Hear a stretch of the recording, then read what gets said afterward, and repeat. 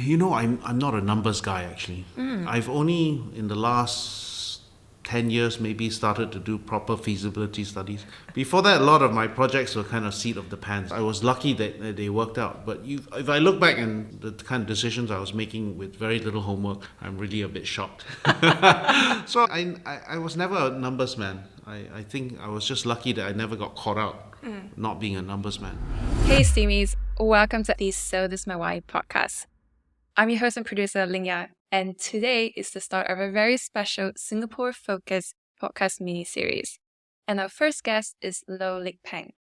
Now, Lik Peng is actually the founder of Unlisted Collection, which has under its purview 40 hotels and restaurants throughout the world, including in Singapore, in Ireland, Shanghai, Sydney, and London. Some of those restaurants include 1 3 Michelin-starred called Zen. We've also got 2 Michelin-starred and 3 1 Michelin-starred restaurants. So it's safe to say that Peng kind of knows what he's doing. But the thing is this, he never trained officially as a hotelier. He grew up thinking he would be a doctor like his parents, then ended up studying law, practiced as a commercial litigator back in Asia, in Singapore. It turned out to be the Asian financial crisis. But even though it's a crisis, he noticed that certain properties constantly kept up into the market. And one of those properties was Hotel 1929. So he took leave for 1 year, invested into Hotel 1929, launched it. It became really successful, so he opened his first restaurant, and his first hotel, another restaurant, and on and on and on, to where he now is today. So the big question is this: how does an ex-lawyer turn out to be such a successful hotelier? Why does he split his equity with his own chefs? And how does he actually even think about who he wants to partner with? All of these questions we will explore in this episode. So are you ready? Let's go. Hi Ping, thank you so much for joining me today. When I was doing my research, I realized that you come from a family of gluttons. Your dad is the chief glutton, and apparently he's really good at making duck kway chap. Great, he is very good at doing it. In fact, he's good at all the Teochew dishes. Really? What's his dish in particular? Well, he does all the steamed fishes very well. Yeah. He's very particular about his steamed fishes. He's obviously got his Teochew stewed duck down. But in general, he's a bit of a experimenter. So occasionally he'll be watching some TV program and pick up some recipe, and then next thing you know, at Sunday lunch, we'll have some exotic smoked duck or something like that, yeah.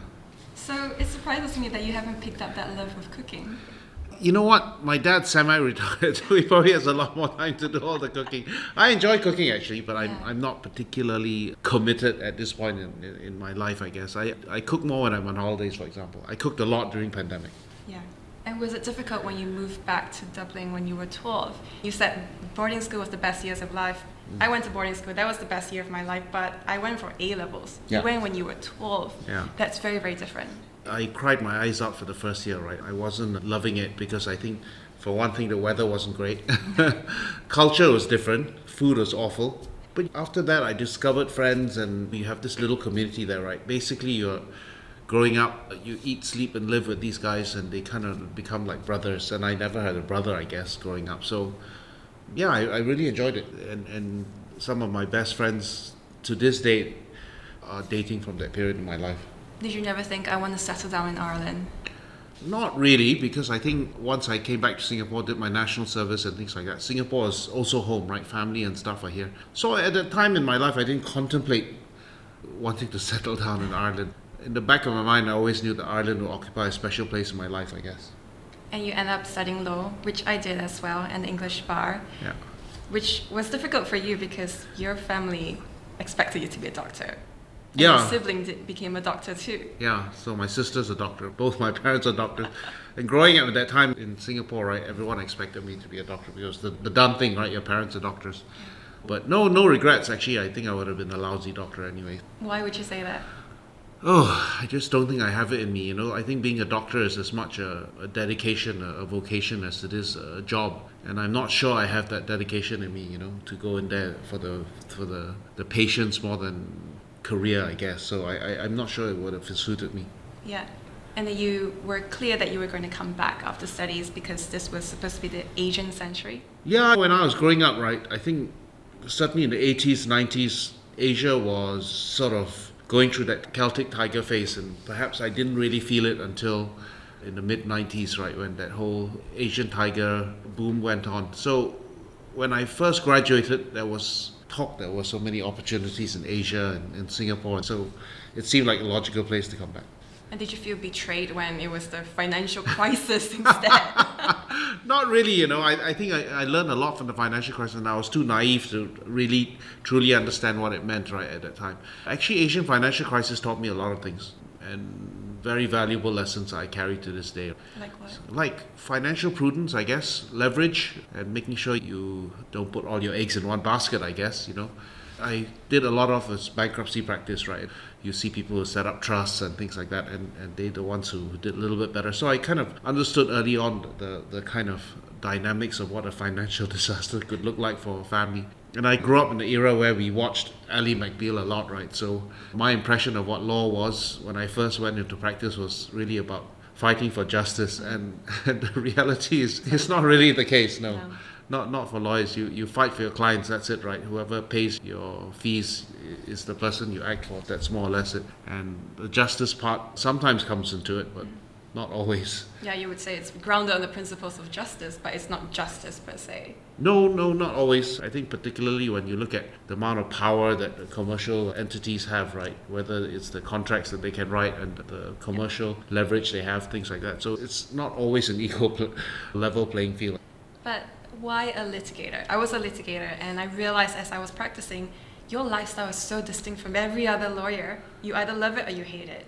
I think I didn't have a choice about being a litigator, because when I first came back to practice, that was the areas where things were going on. Yes. And so I was asked to do litigation, Yeah. and that was it. But I having said that, I enjoyed it. Yeah. I did enjoy litigation. That makes sense. And then along the way, you found out about Hotel 1929. Yeah, you know, at that time, as a young practicing lawyer, I noticed a lot of mortgagee sales going on and things like that. And you look at the mortgagee auctions in those days, you walk in and there could be 100 properties on auction, right? And most of them were mortgagee sales. And so at some point, the banks were just letting go of properties really cheap, because the market was flooded with all these repossessed properties, whether they were residential or commercial. And in that period in Singapore, nobody really paid attention to conservation houses. In fact, shop houses were seen as a poor asset class because you couldn't intensify the land use. They were protected. What I noticed was, there was a whole bunch of shop houses for sale in Chinatown. At the time, Keong Saik Road in Singapore, if you go there now, it's one of the trendiest streets in Singapore, right? But at the time, it was a really rough red light area. And so what I did at the time was to acquire a few of them, and they were mortgagee sales. So the first one was 1929 on Keong Saik Road. The second one was what was to become the new Majestic Hotel on Bukit Pasoh, both of which are very trendy areas now, but at that time both of them were fairly seedy areas. Chris of Asylum actually said you turned into Ping Road. Because you acquired so many properties there. At the time it was not expensive, shop houses now, everyone looks at them and they're like, oh my gosh, and they are ridiculously priced now. But at the time, honestly, nobody wanted to touch them. Yeah. And in some instances, you couldn't get bank financing for them, because if you're on Keong Saik Road, the bank won't finance you, because it was a red light area and a lot of the properties there were effectively brothels. I actually found that hotel when I was there last weekend. Oh yeah? Doing my record research, and I didn't know that was the place until I saw this very ancient dentist chair, and I thought, oh wait, he collects these antiques, that should be the place. And it turned out that it was. Yeah, so when I sold it lock, stock and barrel. Yeah. And the barber chair stayed It's still there. there. But it's empty though. Yeah, unfortunately, whoever took over has not done a good job with it. So. Yeah. But I mean, even though it was going for cheap, it was still red light district, and you still had to contend with the fact that whatever guests came would be accosted by people who are working in those industries. Were you not daunted by that thought? At the time, not really. It never occurred to me, right? Whenever I was doing renovation on the street, I'd walk around and I had lunch there and things like that. And it struck me that even though it was a red light area, actually it was quite friendly, kind of a red light area. Most of the working girls were actually quite elderly. They were fairly matronly. It didn't really have that quality of Seediness. Seediness. Well, it was seedy, but it didn't have that quality of being very depressing. Some areas you go to, it's like full of druggies. The area was full of old men patronizing these fairly matronly working girls. And I realized that a lot of it was maybe just companionship.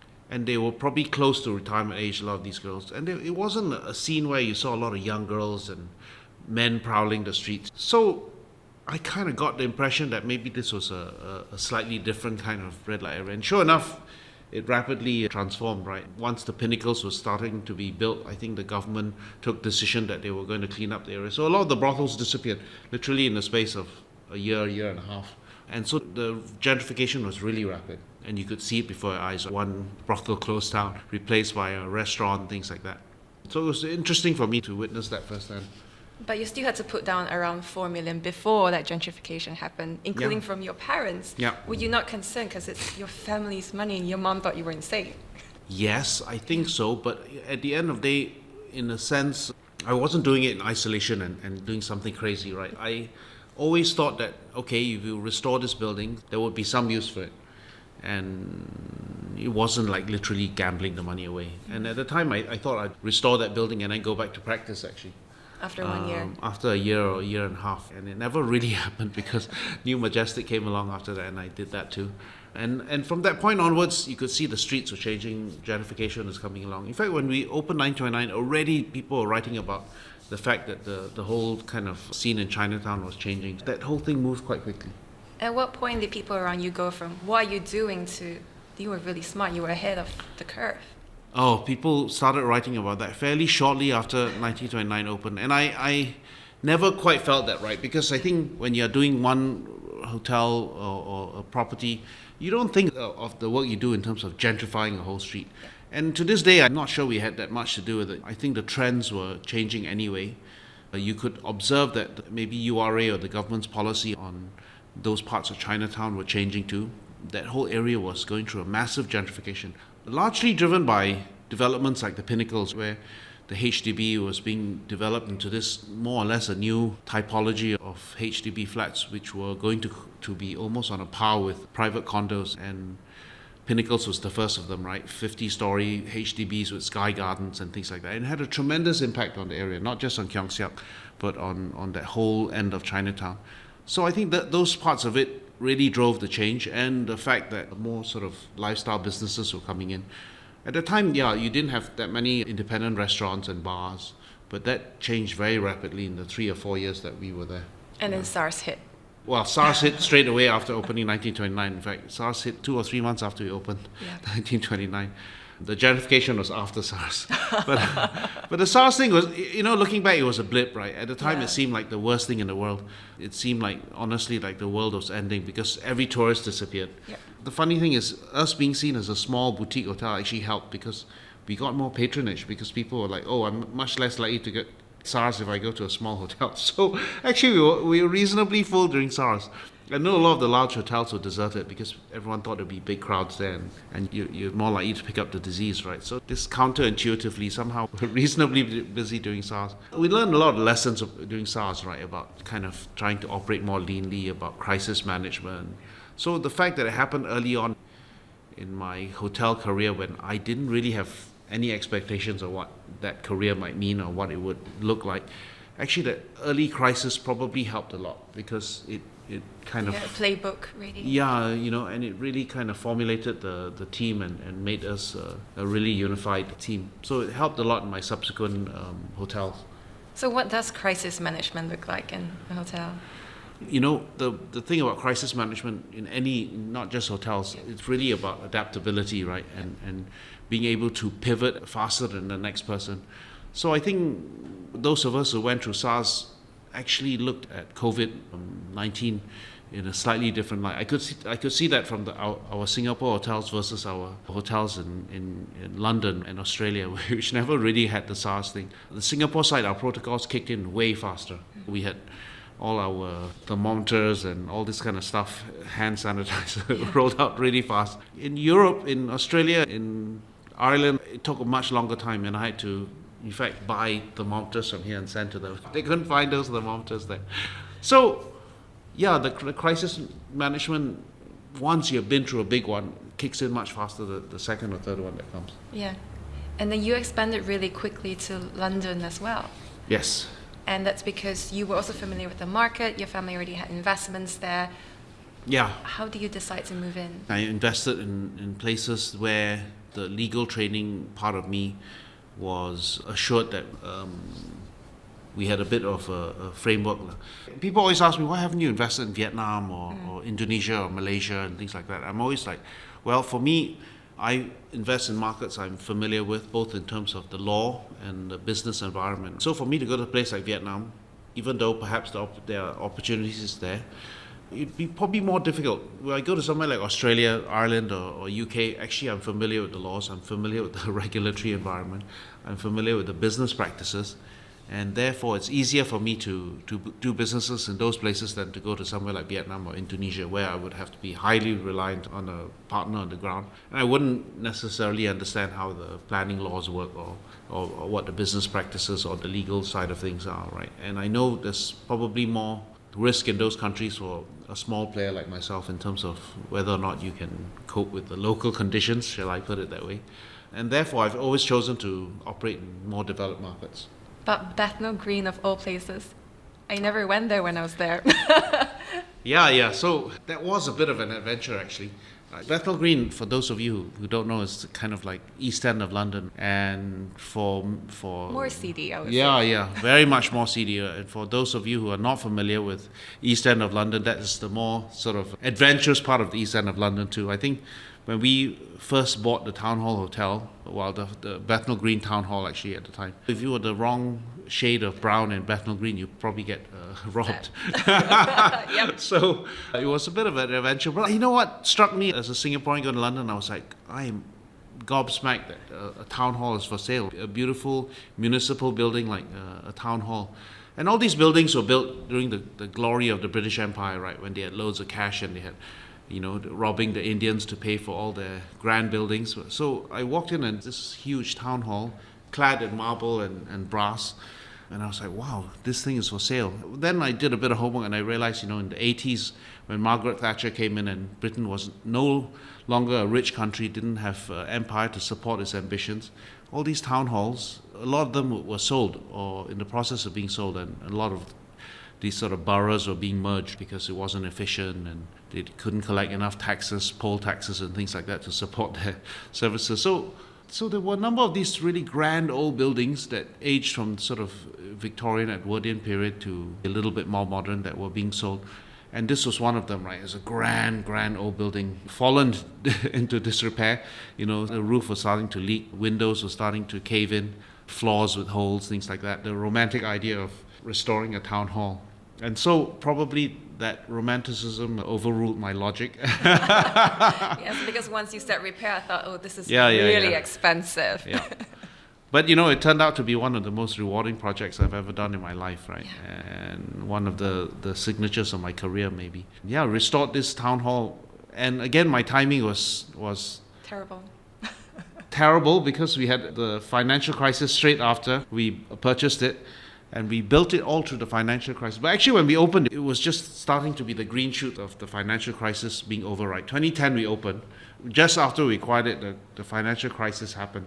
So in 2008, and having to go to your bank and tell them that you're going to be restoring a town hall and turning it into a hotel in 2008 would be an interesting experience for anyone. How did they respond? Well, here's the thing. I had secured my financing for this property just before the financial crisis hit. Good time. So again, my timing was bad and good, right? But it allowed me to build this crazy, but not without a great amount of trepidation. Yeah. I mean, I was fearful the whole way through because in 2008, you had no idea how things were going to turn out. It seemed like the whole world might end, right? So I would say it was a huge period of learning, but I got the hotel done and opened in 2010 when London was starting to boom again. Yeah. This was the period when they were running up to the Olympics. And suddenly the East End of London became very trendy. There was a lot of improvement in transport infrastructure and just generally people's perception of the East End changed.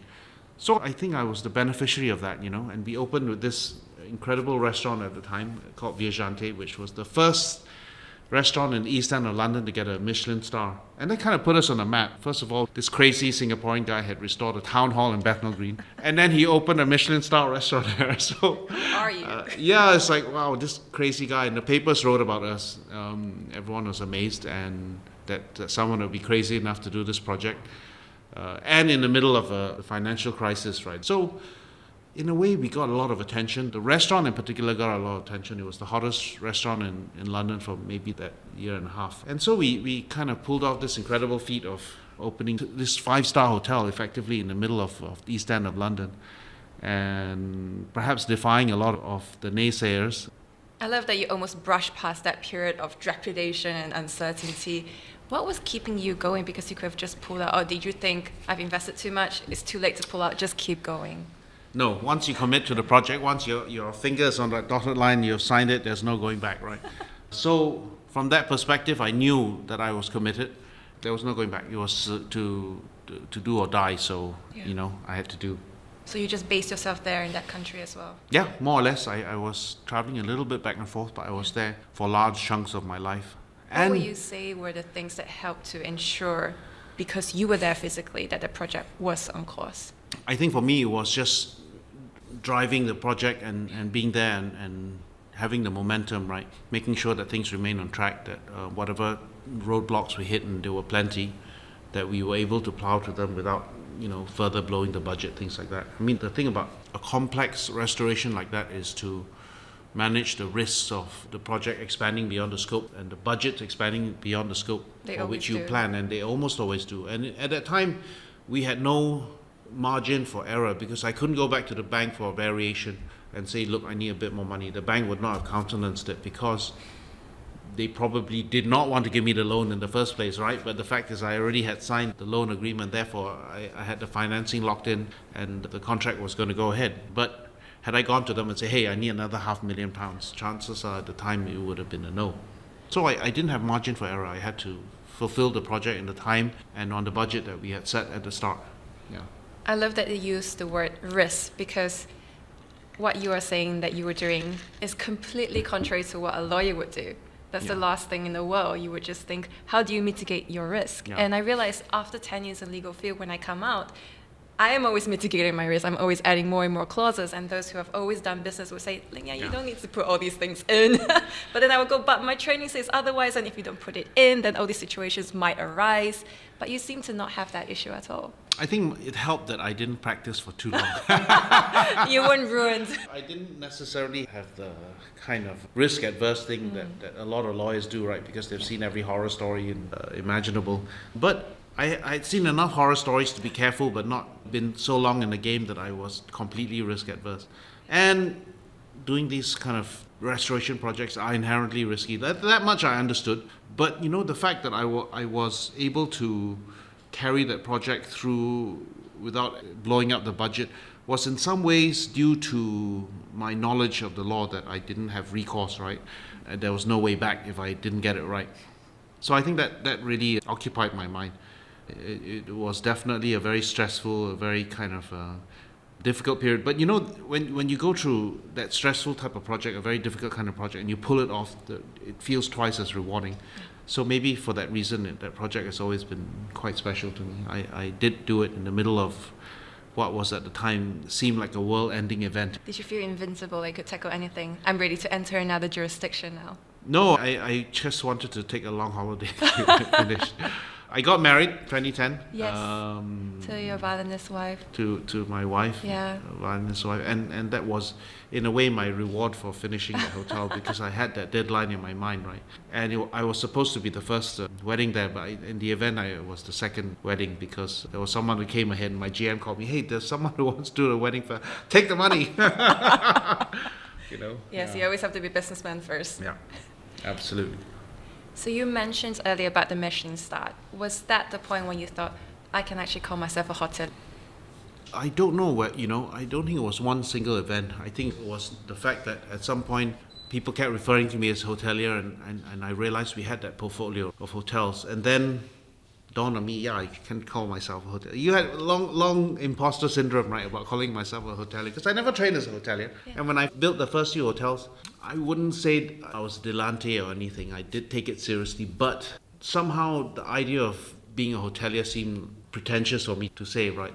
So it took me a while. Yeah. And it wasn't just one event. I think it was, maybe other people validating that I could be called a hotelier before I would call myself that, So what does it mean to be a hotelier without being pretentious? I don't know. I think looking back now, being a hotelier doesn't have to have that connotation of being someone who was brought up in the Four Seasons or the Peninsula, right? And that was my impression of hotelier at the time.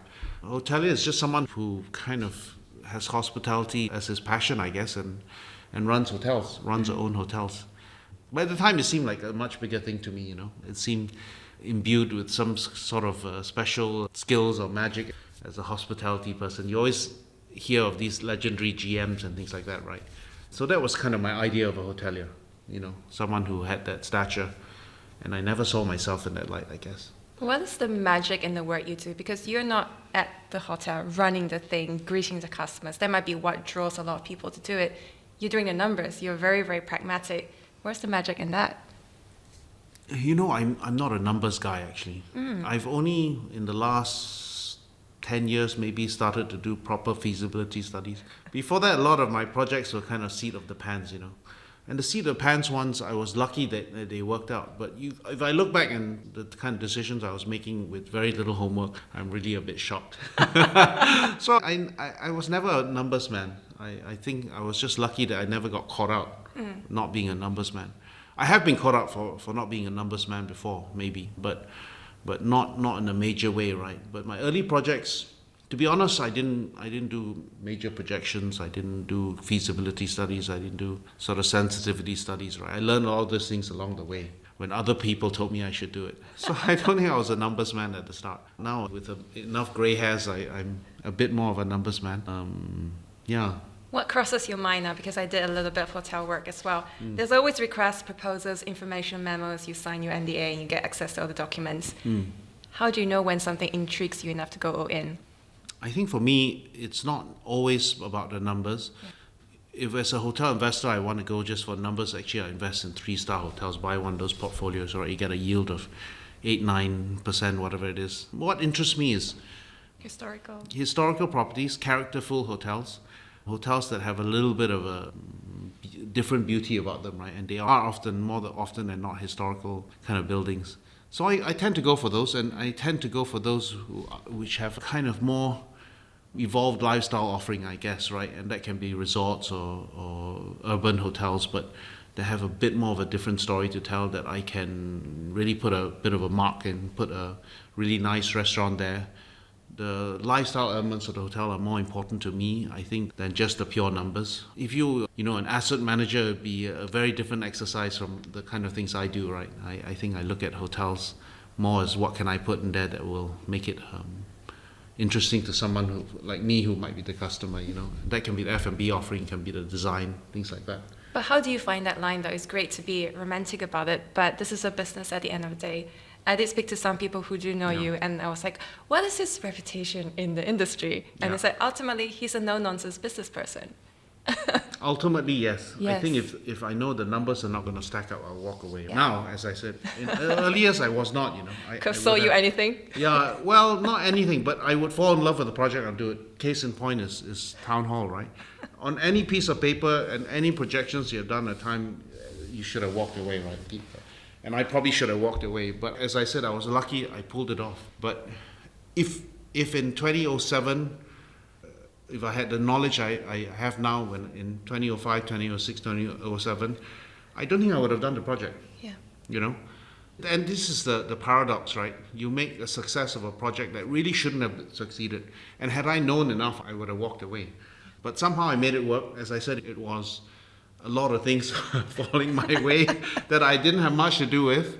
It could have gone very pear-shaped. It should have gone very pear-shaped. And therefore, I'm blessed and lucky that it didn't. But that's not to say that anything in my design had a decisive say in it succeeding.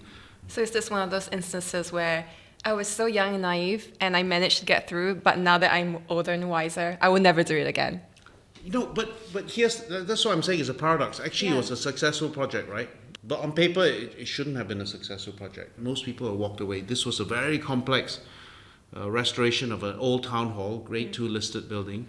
You know, we were adding a new floor. There was a lot of complexity. And it was an area that was not looked upon as a prime area. It was not a salubrious neighborhood. It was not investable area. Bethnal Green in early 2000s, not an investable area. Even now, not quite. Yeah, well, much better now. The East End Better. of London is much more, people are much more familiar with it. Banks and all that are much more familiar. In the early 2000s, most people will tell you you're nuts, right, to be in the East End of London. It was known more for its crime than anything else. So all sorts of things on paper, that project didn't stack up. But, I was lucky and it stacked up. What about the Eau Claire? Do you regret taking that on?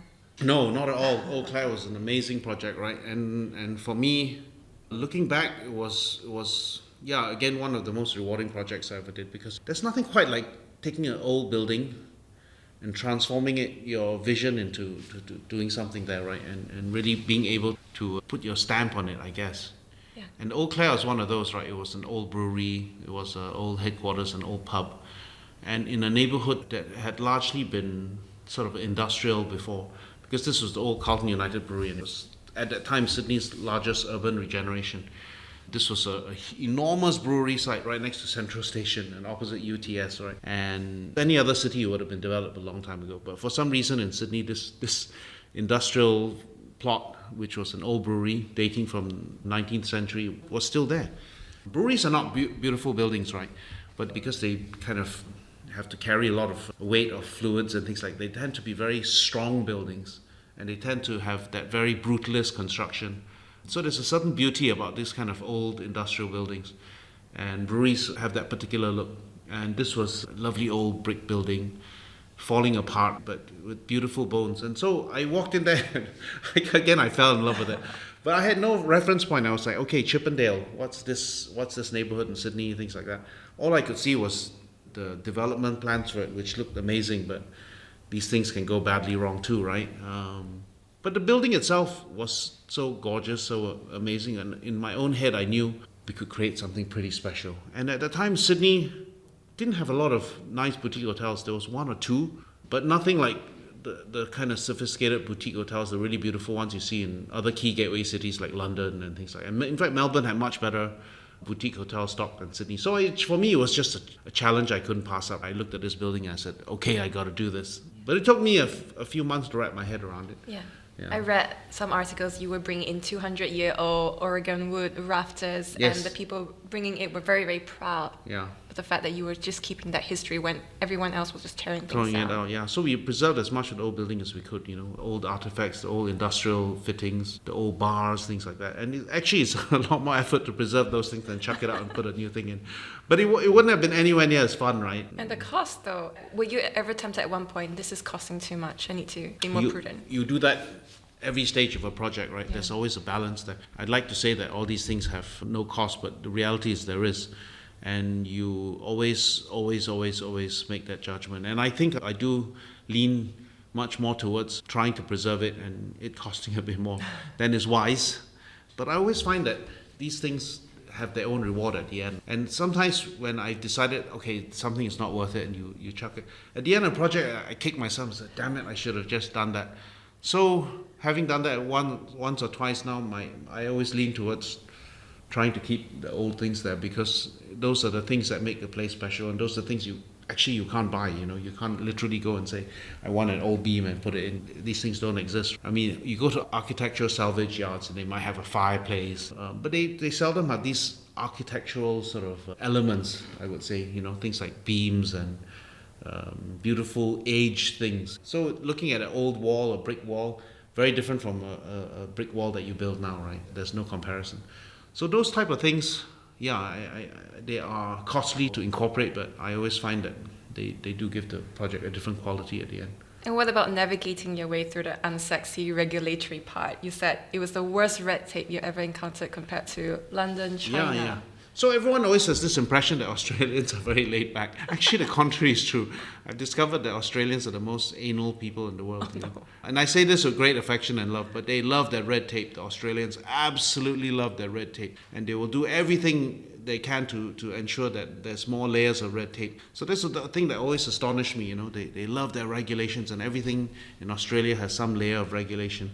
So everyone thinks Singaporeans are very kiasu. Actually, Australians are the most kiasu people around. There's regulation and red tape for everything in Australia. So doing construction there is challenging, and you got to navigate that. You got to have a dozen consultants just to do the project. So yeah, it's one of those places where you got to be prepared to wade in red tape if you're going to do business there. Not just in terms of construction, in terms of the labor laws, everything that follows, you know.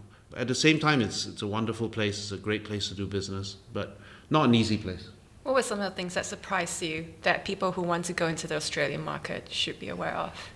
I think the fact that you are likely to face regulations for everything at every turn, whether it's your acoustics to occupation limits to heritage, virtually everything, you know, the stairs, how long the tread is, how long your handle has to go down. It's astonishing. You look at an Australian building code, you know, it's like layer upon layer, and they take different jurisdictions, just chuck it in. So it's a enormous manual, and you need many people to help you navigate it, whether it's the fire and all sorts of things, you know, the accessibility. Yeah, having worked in many jurisdictions, Australia has by far the thickest regulation books I've ever encountered.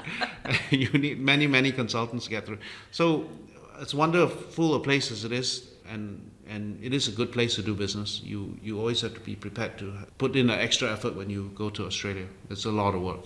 And taking a little step back, Dr. Stanley Quek was the one who introduced this property to you. Yes, he was the CEO of Frasers in Australia at the time. Yeah. He called me up one day. He knows I love these old buildings, right? And he said, hey, I got this fabulous old building.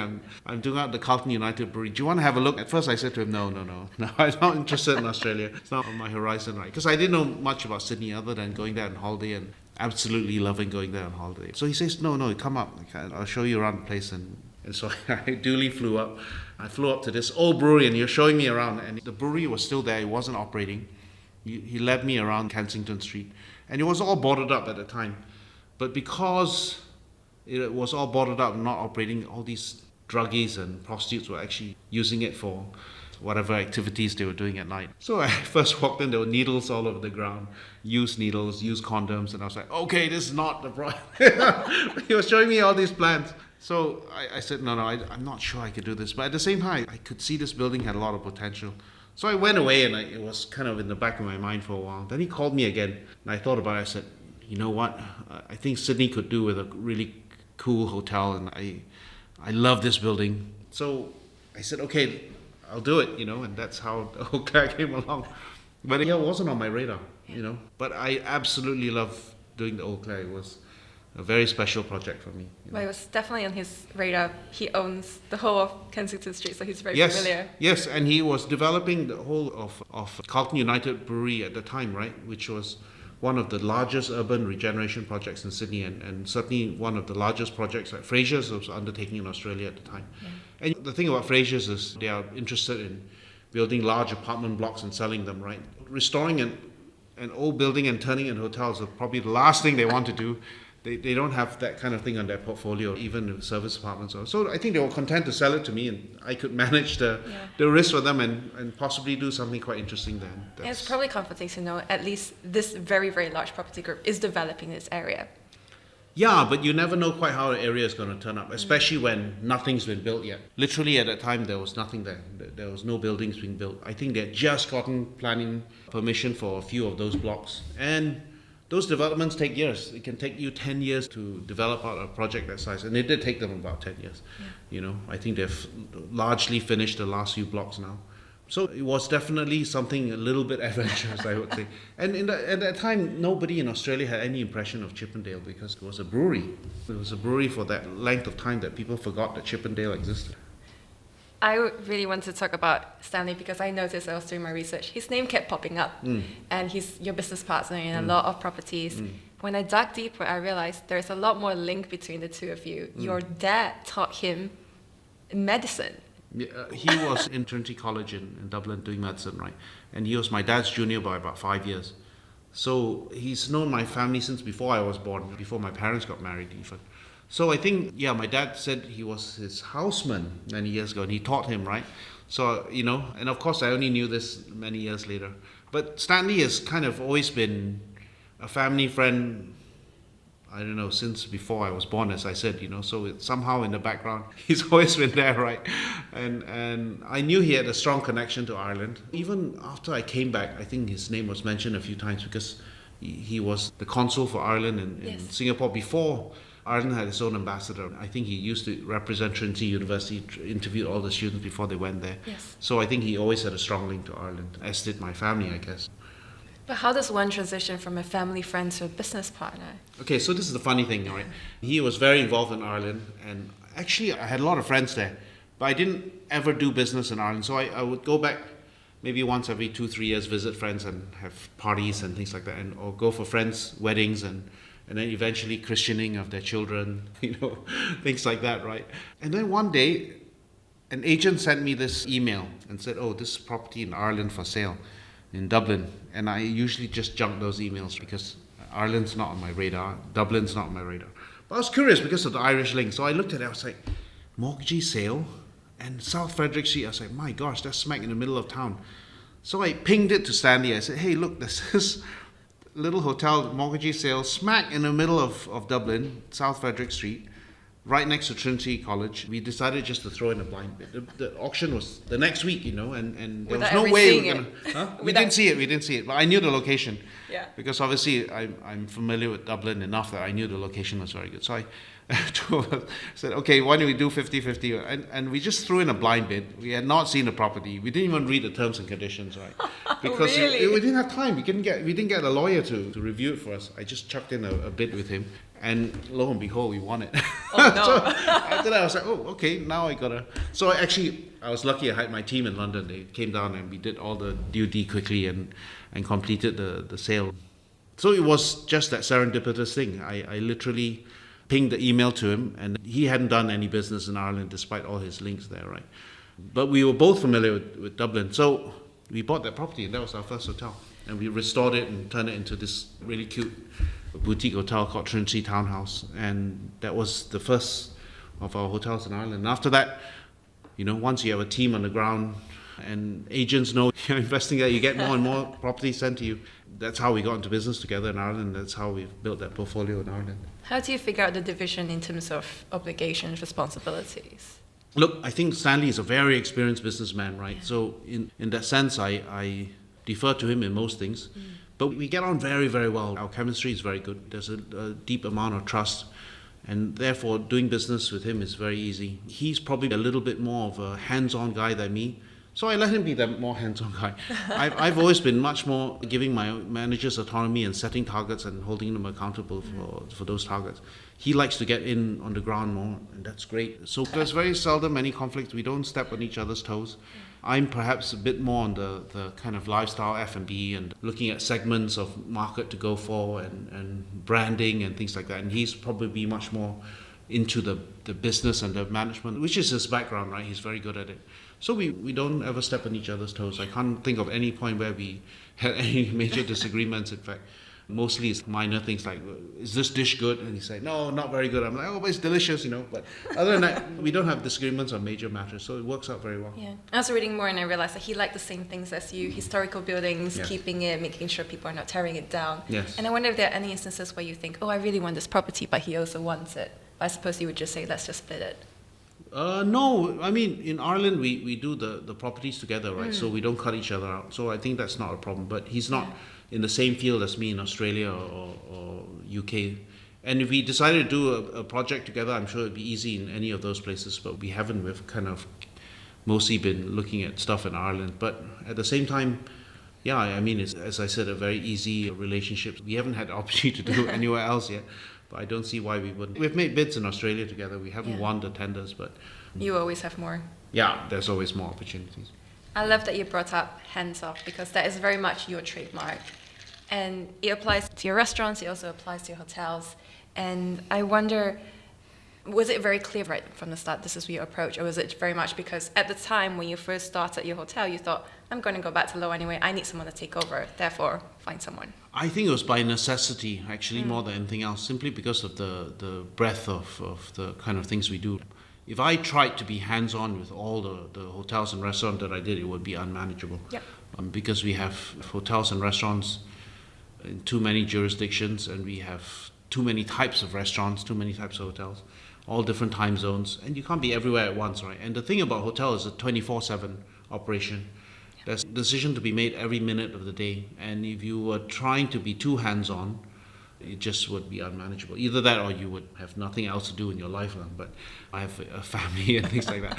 So I tend to be more set certain goals, and obviously certain decisions still have to come back to me, whether or not it's major investments, whether things to do with the legal side of things to make sure that we comply with regulations. Things always come back to me.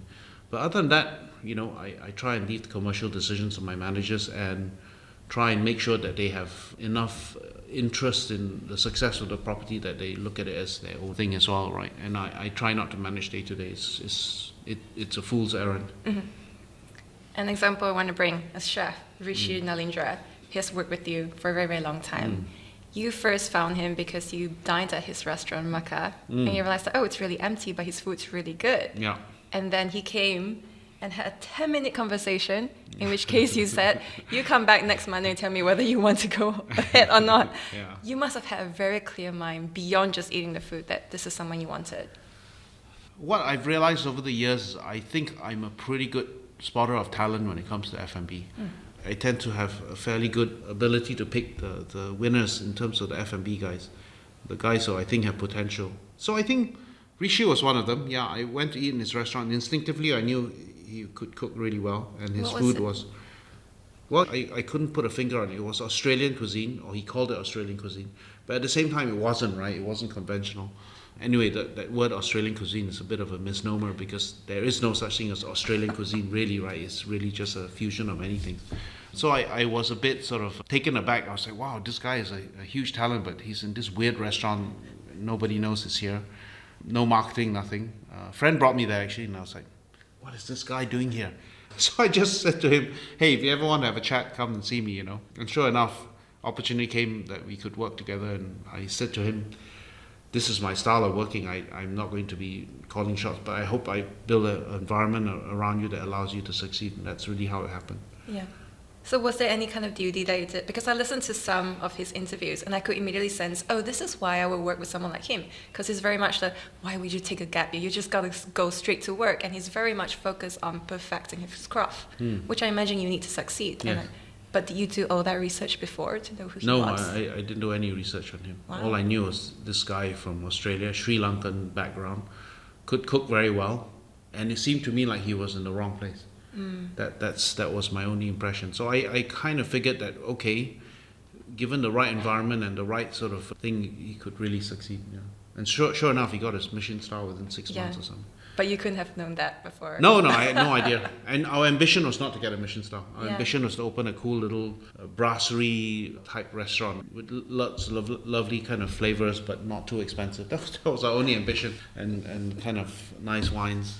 Hey STIMIs, if you haven't done so already, please do head over to give a rating and review for this podcast, because without it, Apple Podcasts, Spotify would never push it forward to let anyone else see. So just head over, share with people, let people will know about this special series, especially the ones that we are showcasing right now on Singaporeans who have achieved incredible success. But just opening that little brasserie is really difficult. And Rishi himself said, I had no idea what it took to launch a restaurant or put together a team. Yeah, so we helped them through that bit, right? We are good at building that infrastructure around them. What does that look like? Means making sure that you're someone to look after accounts, HR, purchasing, the licensing, the regulatory things, and making sure there's prudence around the business model. And then just saying to him, you cook what you want to cook. Don't blow your budget on the food costs. Don't blow your budget on labor costs. And we'll walk them through that, right? Yeah. And then the rest of it we leave up to them. So the creative part of it is the secret sauce. You got to produce the dishes that we want. And he was busy from day one. He was packed from day one. People came in droves, And Boon Tat Street was a little bit sort of slightly sleepy in those days, but his restaurant was, I would say, successful from day one, more or less. Because of the marketing? I mean, no one had heard of him before. Marketing and word of mouth. I think no one had heard of him because I think he was in Tanglin, that old post office, right, in the basement. And so there's no hope for lunch there because it's nowhere near the CBD, And dinners, maybe you get a little bit of dinners at weekends. The location didn't work for the kind of food he was doing. I instinctively knew that. So I think that was more me putting him in the right place and letting him express his own talent. Yeah, it wasn't necessarily PR or marketing. I don't think we did any PR, in fact. We might have had some internal marketing, but I don't think we did a lot of PR or anything special for him. Yeah. Something he said once in an interview I thought really funny. He said, I didn't understand what P&L was before. If I knew, I would have never said yes. And Peng knows the whole story. So what is the whole story? Well, P&L is important, right? Look, I've had many conversations with chefs, and if they kind of go on just only about artistic vision without any sense of what a restaurant needs to succeed, and you have no sense of the P&L, then you're not going to succeed, no matter how artistic your food is. So I think the first thing I always talk to my chefs is we draw out a business plan, we do a projected P&L, and we got to try and meet that, right? There's no restaurant where you can just artistic expression or whatever it is you want to call it. End of the day, somebody's got to like your food enough to pay you for it. Yeah. You know, there's no point you cooking what you like if nobody else likes it, and you are doomed. Yeah, Heston Blumenthal definitely keeps an eye on the numbers for sure. Any successful chef keeps an eye on the numbers. He's got to make sure that enough people enjoy their food, right? So anyone who's too focused on his own vision and not what other people want is usually a disaster. And you normally promise your chefs you'll give equity. And with Rishi, you said, once you hit your numbers because it wasn't profitable, I will give you a share. But you gave him more than he expected, and he was thrilled with that. Were you already clear of that number? Not always, but I think I try and make sure I align my interests with the chefs. Because, look, at the end of the day, I recognize they have to look after themselves. They have no one else in the world will look after them if they don't look after themselves.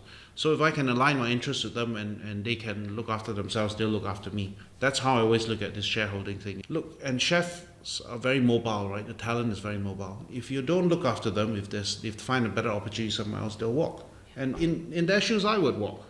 They don't owe me a living. So I try and make sure my interests are aligned with them, and that's the thing I know will succeed in the long term for both parties. And you mentioned the Michelin star. When Rishi got it, you said you saw a switch flip in him. What was that?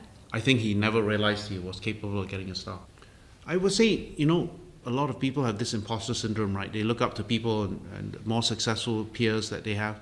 Sometimes when you are an ethnic minority in a place like Australia, you don't always think that you are the equal of the peers that you go to cooking school with or you cook in your kitchens. Yeah, and for context, he's Sri things Lankan. like that. Yeah, for context, he's a Sri Lankan background, right? And you see that in the UK too. It always seems a little bit harder for you to achieve something. So I think maybe he just never thought he'd get a Michelin star. And I kind of always knew he was capable of it in a way. We didn't aim for it. But I knew this guy could cook, right? And he had a very unique flavor. He wasn't cooking what anyone else was cooking at that. Remember, he had a laksa leaf ice cream that blew me away. Chili, in fact, green chili and laksa leaf ice cream. That I was like, wow, this thing is super tasty. But nobody would have thought of doing a green chili ice cream. So he was doing really unique things, and I knew there was something about him. You said something else once in relation to another chef, Sam Miller. There comes a time in a chef's career when you know he's ready to strike out on his own, and then you reach out to them. What is that timing? What does that feel like? How do you know? I think chefs who have occupied senior positions for a certain number of years, who have enough experience and who recognize their own talents and have enough ambitions to come out on their own. That's a fairly delicate sort of exercise, right, to understand when that period might be. So it's more sort of looking for that sort of tipping point in their careers. Yeah, not always easy to spot. But in some people, because you've encountered them enough, you've seen them at work enough, you've seen the things they produce and the chefs that have come through. And then okay, the next step is to do their own thing. There's nowhere else for them to go. Yeah. There's one thing you said earlier in relation to Stanley, that you focus on the branding. And I think that's very interesting because unlike most hospitality businesses, everything is so distinct. When I show most people, this is the list under Unlisted Collection, they will go, it's all under one company? I had no idea because they're so distinct. So it's not like another organization where you just carry through the goodwill of one brand to another to another. How do you think about brand building then? I never thought about brand building as a singular kind of thing. Right? Yeah.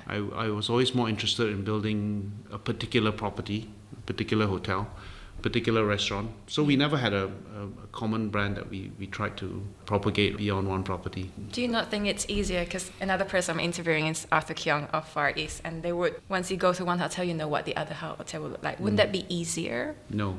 In my mind, yes, but it would not work for the things we do, right? Because our hotels are very individual. They just exist as one. Eau Clare, I couldn't do another Eau Clare anywhere else because the Eau Clare was literally the Clare hotel that was in Chippendale. Sure, I could give it a brand sort of like Unlisted Eau Clare or Unlisted Town Hall, but you know what? All of them are so different that it's meaningless to do it that way. We didn't ever set out to have a brand standard, and we don't. So could we do it? Probably, but I'm not particularly interested in it. It wouldn't be much fun in my book, so I'm just not interested in doing it. Yeah.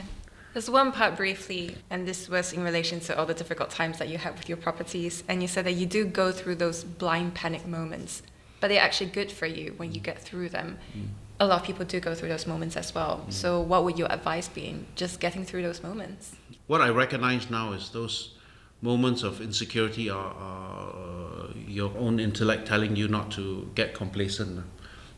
So those moments are good. You need to panic, you need to have fear, you need to really focus hard on what's going to make you succeed, because the minute you think it's going to be easy and you get a bit complacent, you're probably going to fall flat in your face. So I appreciate now the moments of great stress, the moments when you are a little bit panicky and you're, like, oh my gosh, this is all going wrong, this kind of thing, because it really sharpens what you do. I've learned to not necessarily embrace, but to appreciate that those moments have a reason why they come. So I would say no one should ever feel that success comes easy or a project is easy, right? So it's good to have those moments when you are a little bit sort of panicky, a little bit sort of feel a little bit out of your depth. That's when you produce your best work, because you're not complacent, right? You're thinking hard about what you need to do to make the project work. But don't you have in your mind, if it reaches a certain point, I've got to pull the plug? Like Sorel, for instance, you put the plug on that. Yes. Those, I think you have to have those, and you need to have enough clarity, and that comes sometimes with experience too. So what is the requirements or factors that you take into account when you say, enough, we need to let this go? I think it really depends, there's no one answer. I mean, I have let go of projects before, and sometimes you run out of ideas for them. Other times you just realize that whatever you put together here is not working. As I said, enough of the public has to want to appreciate what you're doing that for it to commercially succeed. If you're just doing it because you think it's going to succeed and so far nobody else thinks it's going to succeed, then you're not going to make a success of it. Yeah. What would you say is your biggest failure? Biggest failure? I would say the one that taught me the most lessons was One Leicester Square. So I did this hotel in London that was the former St. John's, the very iconic restaurant, and they opened a hotel on Leicester Square. And anyone of you knows Leicester Square. It's the opposite of Bethnal Green. It's packed with tourists. Perfect. It's probably the busiest place in London, right? Chinatown's there. Yeah, Chinatown's there. Everything is there. You got a theatre district, and it's rammed. It's rammed. It's like literally tens of thousands of people walking past an hour. So I thought, wow.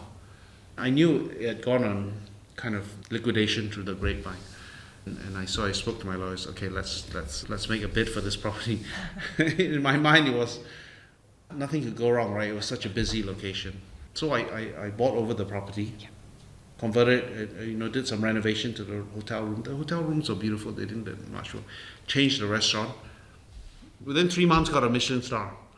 And I was like, okay, we're on the way, this is really good. And nobody came.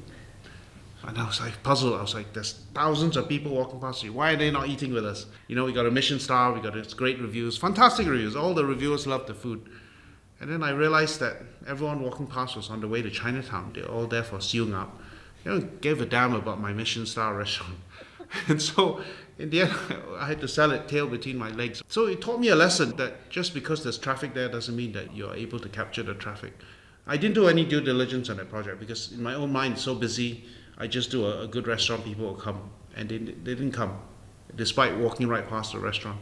It was a painful lesson, but a very, really valuable one about knowing your market. Just because you do a restaurant with great reviews does not mean people will come. You still have to be attracting the right people, the right traffic there. And most English people don't go to Leicester Square because it's full of tourists. Yes, You never. know? Or Oxford Street. So if you're a local there, you're not coming to this restaurant because you don't want to fight for space with tourists. If you're a tourist, you're going to Chinatown to eat siu ngap and wonton mee. You're not going to come and eat my Michelin-starred food, right? It's not why they come to Leicester Square. And on the occasions when they had this big movie debuts and things like that, the whole square is closed.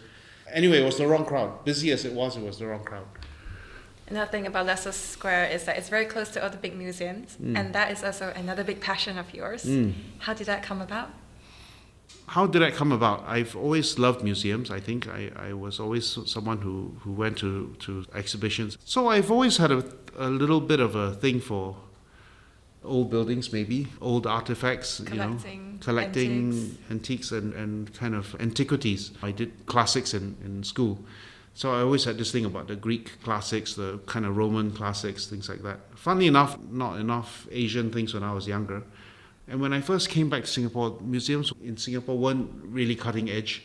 They weren't terrible, but they were not cutting edge. And there was not maybe as good a focus on collections and on exhibitions, on doing different type of shows. So I used to go overseas more to kind of do museums. Well, it's one thing to appreciate and to attend museums, now to be the chairperson of the Asian Civilization Museum, the Peranakan Museum, and see what it actually takes to run these museums. So what is it behind the scenes that we generally don't see?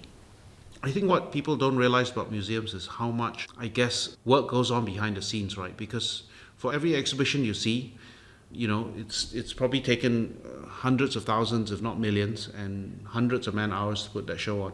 And a lot of it is international collaboration. You borrow from other institutions. There's a lot of academic work that goes into the kind of displays, the exhibitions. There's a lot of things that goes into the catalogue for the shows, and many negotiations with different museums to bring different collections in. And verifying whether it's even authentic out there. Yeah. The big hoo-ha with British Museum. Yes. I mean, there's a huge amount of controversy now about provenance, about authenticity, also about looted artworks, right? And of course, all the big institutions have this rather questionable collections, right? I don't want to call them illegal. In most instances, by their laws, they're legal, but it's usually stolen from someone. That's the reality, or taken in fairly dodgy circumstances. We don't have that much of a problem here in Singapore because we were never a colonial power.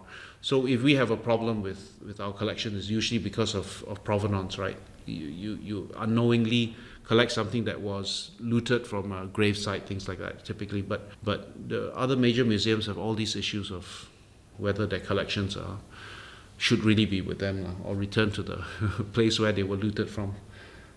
And just before we go to questions from other people, I wonder, you have been interviewed a lot, you've been featured for a very, very long time.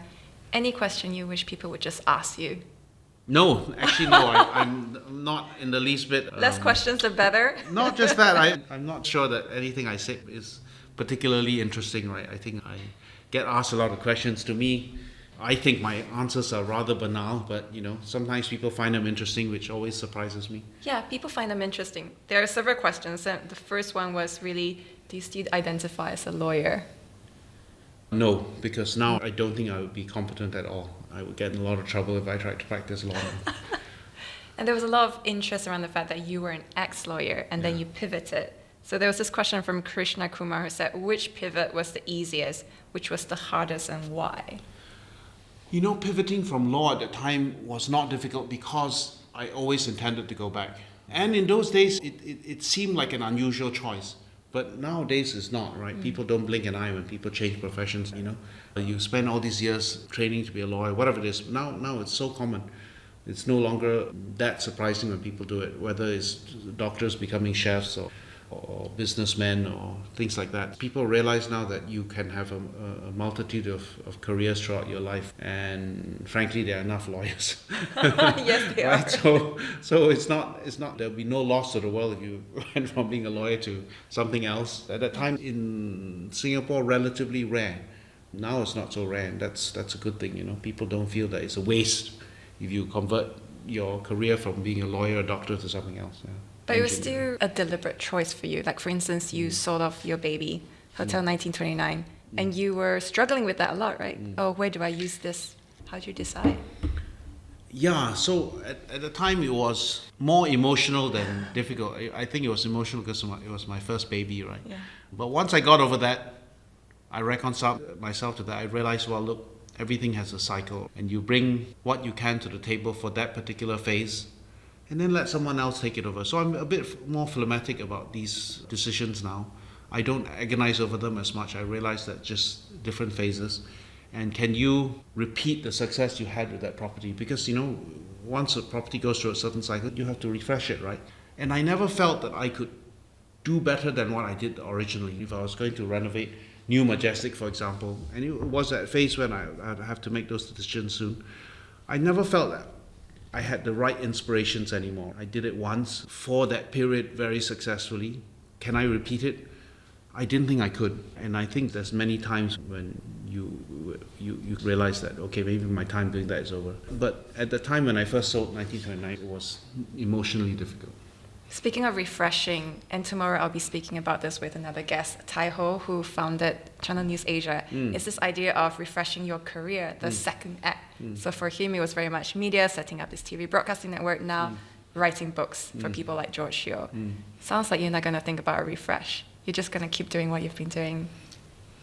I think I would like to find a third act, actually. I do. I don't know whether I will or anytime soon, but I kind of do feel like I might in the next 5-6 years. I would like to do something a little bit different. Not because I'm sick of doing this, I still have a lot of fun, but mainly because I think it would be nice to do something else again. What might that be?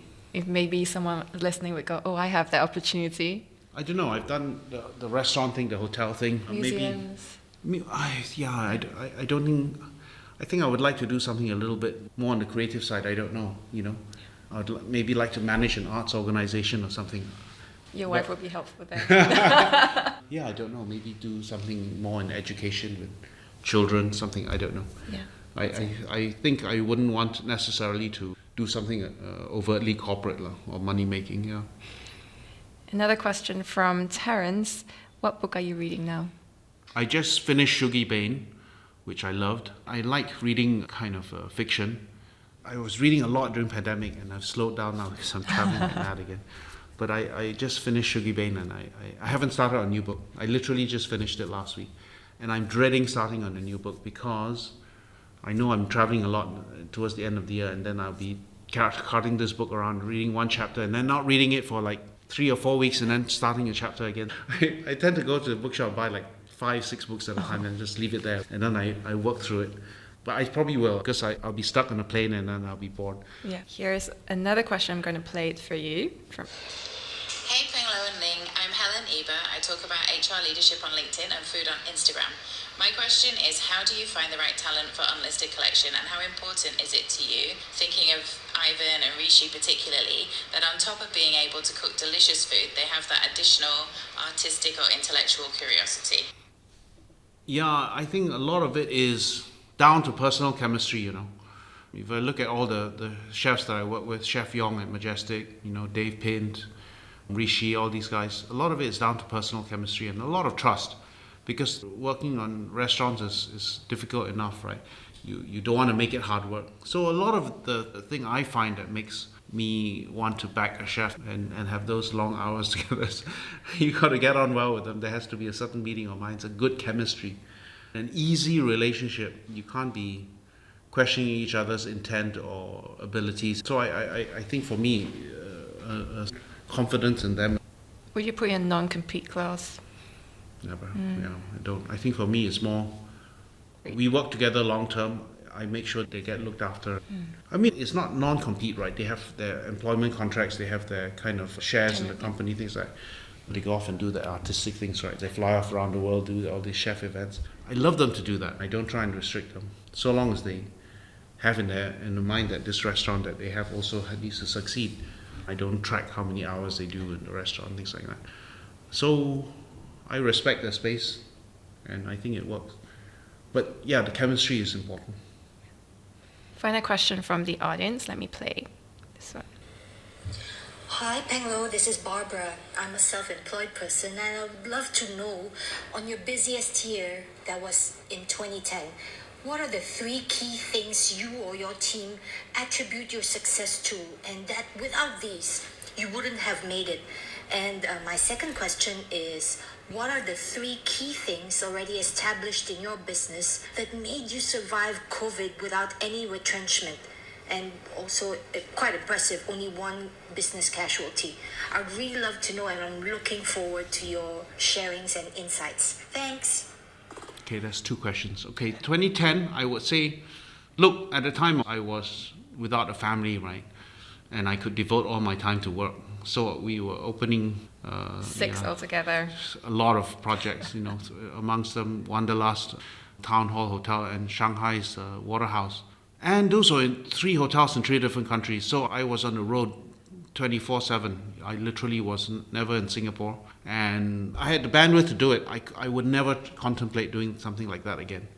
But at the time I had the bandwidth to do it. I had the energy to do it and the sheer bloody mindedness to think I might make them succeed, right? So I think, yeah, in some ways it was probably too ambitious. But I pulled it off because I was single. I had tons of energy and I had no choice but to do it, right? Because I signed on to it and I just had to make them work. But looking back, yeah, I don't think I would do it again. I certainly couldn't do it now because family and all that, right? I'd be divorced if I tried to do that amount of work now. But at the time, yeah, I was living on an airplane. I was just in and out. I'd land and then take a shower and then take a flight there again, and you'd go through meetings after meetings. You were always in a different time zone. Very, very stressful because you were juggling budgets everywhere. Nobody had money in those days, right? 2008, 2009, banks were not giving you money, and everything seemed like it was going bust. Contractors were going bust. So it was a very risky environment, and consumers were not spending money.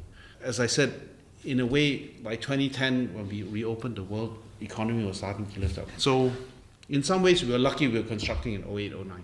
And when we opened, the economy was starting to boom, right? Whether it was China, Europe, all of it was starting to boom. So we were just lucky. But had I opened in 2008, let's say we would have been dead.